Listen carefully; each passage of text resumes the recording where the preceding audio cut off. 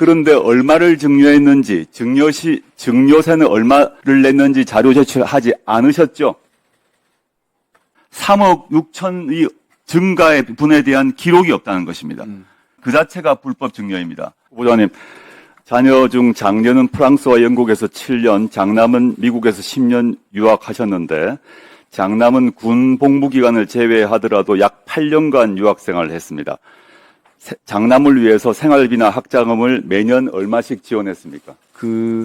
우리 아들이 다닌 학교에 학비가 그렇게 많지 않아서 그렇게 부담되는 돈은. 근데 그에 대해서는 왜 자료를 제출하지 않으십니까? 네, 그거는 아들이 지금 출가한 상태라 가지고 나름대로 가정을 꾸리고 있는 사람이기 때문에 지켜야 될. 후보자께서는 전역 후에도 장남에게 학자금이나 생활비를 매년 얼마씩 지원하셨습니까? 그렇게 많은 액수는 아니었다고. 지원하신 거는 맞죠? 근데 얼마씩 지원하신 밝히지 않으시고 있는 거죠? 자, 학비 말씀하시죠. 네. 네네. 맞습니다. 네. 후보자께서 공직생활하면서 신고한 재산 내역을 보았습니다. 네. 근데 유학생활 중에 장남의 재산은 큰 변동이 없었고 그렇다면 후보자의 지원이 있었을 걸로 보입니다. 8년 동안. 그런데 후보자께서 2018년에 장녀에게 홍은동 모 아파트 매입 자금을 증여했고 증여세 납부하셨죠? 네, 맞습니다. 그런데 얼마를 증여했는지, 증여세는 얼마를 냈는지 자료 제출하지 않으셨죠? 않으셨습니다. 네. 왜 하지 않으셨습니까? 이 증여와 증여세는 공식적 기록인데 본인 동의만 있으면 증여 액수와 증여세 액수도 우리가 알 수 있는데 왜 하지 않으셨습니까? 그 부분은 다 공개가 돼 있을 텐데 자료 제공이 오인이 안 됐다는 게 제가 이해가 안 가는데 확인해서 다시 제가 보내드리도록 하겠습니다. 네, 좋습니다. 9천만 원 증여에 대한 증여액을 세금을 낸 걸로 기억하고 있습니다. 알겠습니다. 네. 2017년 11월에 전역하실 때 신고한 후보자와 배우자 재산은 6억 6천. 그런데 2022년 5월에 후보자와 배우자가 신고한 재산은 14억 3천입니다. 전역 후 4년 5개월 동안 기존 재산의 2배인 7억 7천만 원이 증가했습니다.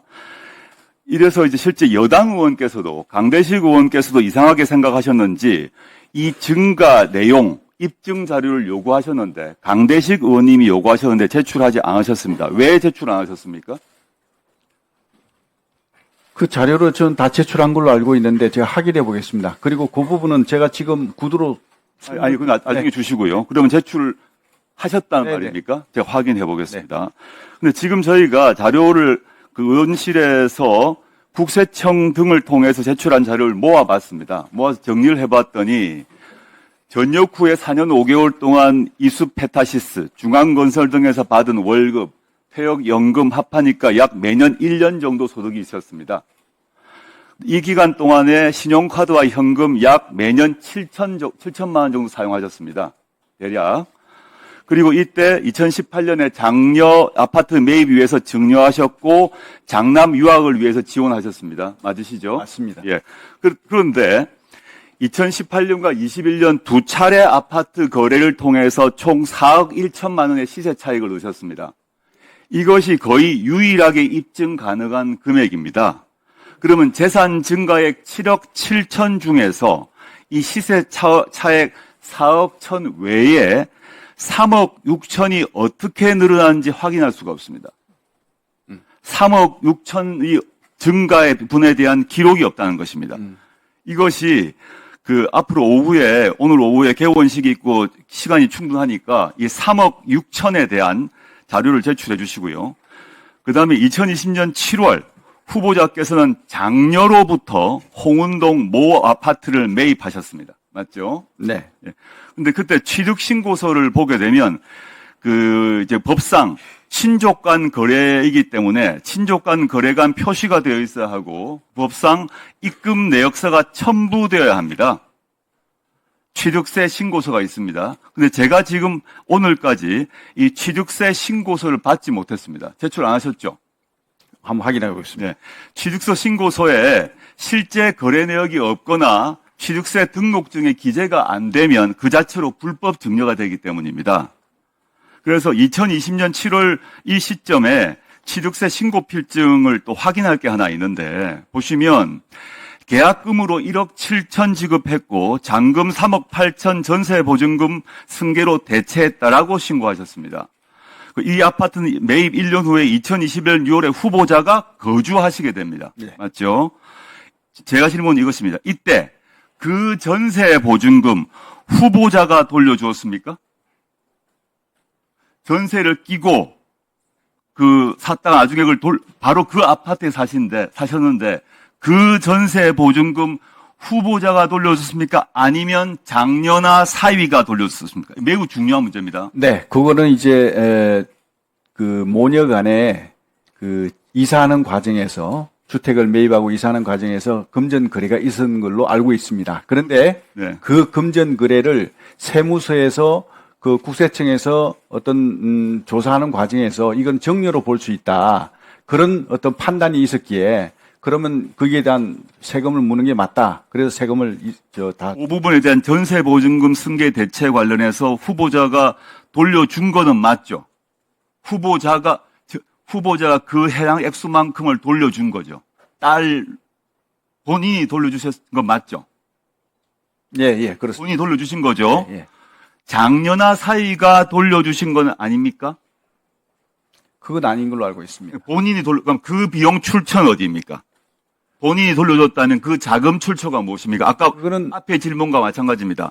지금 그 3억 6천 정도의 차이가 있고 입증되지 않은 3억 6천 차이가 있는데 그와 별도로 여기서 전세 보증금도 후보자가 돌려주셨다고 지금 답하셨기 때문에 그 전세 보증금의 출처가 어디입니까? 만약에 그 후보자가 전세 보증금을 돌려주지 않고 다른 사람, 예를 들어 사위가 지금 카카오 게임즈의 뭐 자회사의 유력한 그 사람이고 상당한 재산이 많다고 알고 있는데 이것이 본인이 안 돌려주고 다른 데서 왔다면 그 자체가 불법 증여입니다.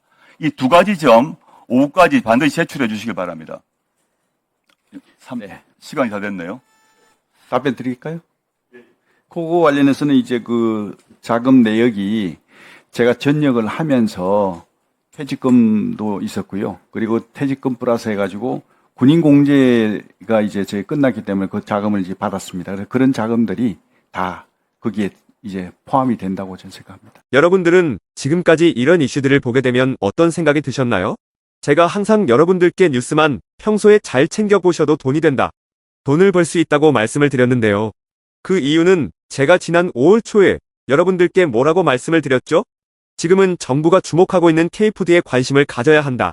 뉴스만 보고 끝내지 마시고 투자 쪽으로 한번 생각해 보셔야 한다. 라고 말씀을 드렸습니다. 그리고 나서 이런 썸네일들을 뉴스를 통해서 많이 보셨을 텐데요. 이렇게 정부가 정책으로 밀어주는 산업이 이슈가 됐을 때 정보에 민감한 부자들은 어떻게 생각할까요? K푸드 관련주는 뭐가 있는지, 어떤 종목이 나에게 돈을 벌어다 줄 수 있는지를 생각한다고 말씀을 드렸죠? 그 이유가 뭐냐 하면 부자들이 봤을 때는 이슈가 곧 돈으로 이어지고 이런 이슈들이 돈을 벌어준다는 경험적 확신이 있기 때문에 부자들은 항상 이런 사회적 이슈들을 관심 있게 챙겨본다고 말씀을 드렸습니다. 실제로 제가 지난번에 시청자분들과 함께하는 주식으로 수익 내기 이벤트를 진행했었는데요. 당연히 100% 무료로 진행했고 여기 보시면 저한테 구독이라고 문자 남겨주신 모든 시청자분들께 이렇게 K푸드 관련주 중에 가장 급등할 확률이 높은 한성기업 딱 한 종목을 여러분들에게 추천을 드렸어요. 그러면서 여기 나와 있는 대로 정확하게 얼마에 사야 하는지 그리고 어느 정도 올랐을 때 팔아야 하는지 이런 부분들까지 자세하게 알려드렸었는데 결과가 어떻게 되었죠? 오른쪽을 보시면 아시겠지만 제가 5월 2일에 문자로 이 한성기업을 소개해드리고 나서 주가가 이렇게 2배 넘게 급등이 나왔다. 그래서 당시에도 굉장히 많은 분들이 제가 드린 한성기업으로 수익을 내셨을 텐데요. 다시 한번 축하드린다고 말씀을 드리고 이번에도 마찬가지입니다. 최근에 정부가 집중적으로 밀고 있는 산업이 해외 건설 시장이고 그 중에서도 K신도시에 대한 관심도가 계속해서 높아지고 있기 때문에 관련 종목들이 부각받을 수밖에 없다. 그 중에서도 정부가 가장 핵심적으로 밀어줄 것으로 예상되는 K신도시 대장주 한 종목에 돈이 몰릴 것이다. 당연히 우리가 이쪽으로 생각해야 한다는 겁니다.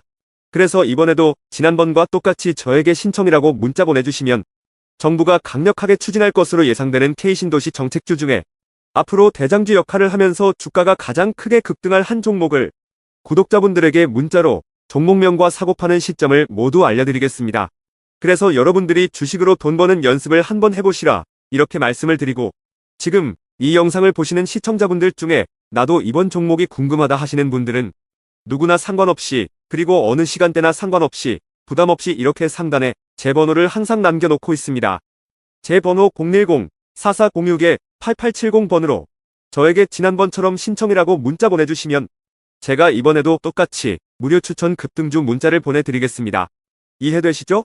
그래서 제 번호 010-4406-8870번으로 신청이라고 문자 보내주시면 여러분들이 직접 이슈를 통해서 돈 버는 연습을 해보실 수가 있는 거고, 제가 돈을 받는 것도 아니고 투자를 대신해드리는 것도 아니기 때문에 부담 없이 신청해주시면 되는 겁니다. 그리고 수익이 나면 저는 다른 것은 바라지 않습니다. 제 채널에 구독, 좋아요 한 번씩만 눌러주시면 감사하겠습니다.